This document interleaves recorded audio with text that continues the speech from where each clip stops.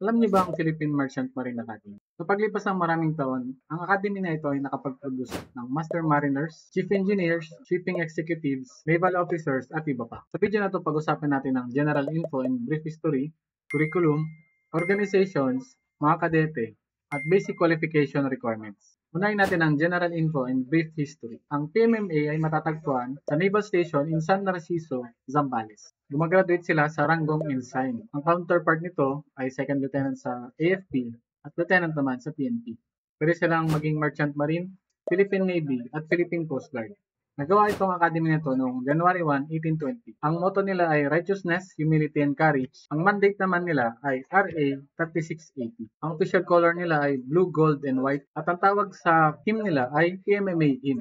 Punta naman tayo sa curriculum. Ang mga PMMA graduate ay may dalawang course na in-offer. Una, Bachelor of Science in Marine Transportation. Pangalawa naman ay Bachelor of Science in Marine Engineering. Tinitake ito ng 4 years, 3 years ang academic, at 1 year apprentice training. Sa 1 year apprentice training nila, napupunta sila sa mga commercial vessels bilang deck or engine room cadets. Ang academic nila ay merong maraming deans. Sample nito, Dean College of Marine Transportation, Dean College of Marine Engineering, at Dean Department of Midshipment Affairs. At ang training naman nila ay headed by Director, PMMA Training Center, at Director, Department of Shipboard Training. Pag-usapan naman natin ang Cadets and Organization. Ang tawag sa kabuuan ng mga kadete ay Corps of Midshipmen. Ang tawag sa pinaka-ranking cadets ay First Class Midshipmen, sunod naman Second Class Midshipmen, Third Class Midshipmen, at yung mga plebo ay Fourth Class Midshipmen. Ang tawag sa BS Marine Transportation Cadets ay Deck Cadets. Ang tawag naman sa BS Marine Engineering Cadets ay Engine Cadet.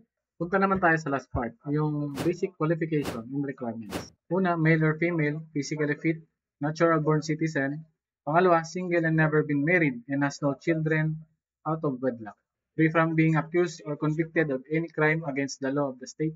At least 17 years old and not more than 23 years old upon enrollment on August 1. Grade 12 student or college level. At least 160 meters, 5 feet and 3 inches for males, and 155 centimeters, 5 feet 1 inches for females. BMI, body mass index of less than 25. At least of a good academic performance and has not been enrolled in PMMA. So madali naman intindihin ang basic requirements niya. Dagdag ko lang, sa PMMA hindi disqualification na nakapasok ka na or naging part ka na ng ibang academy. So sa website din nila nakalagay yung mga medical disqualification para sa lalaki at babae. Bigay ko na lang sa inyo yung link sa comment or sa description. Tapos na tayo pero dagdagan ko lang ng konting trivia. Ang former name ng PMMA ay Escuela Nautica de Manila, Philippine Nautical School at Nautical School of the Philippine Islands. Ang former naval station nila before sila mapunta sa Zambales ay sa Intramuros. Kung magiging kadete ka, saan mo gusto mapabilang? Comment nyo naman. Maraming salamat.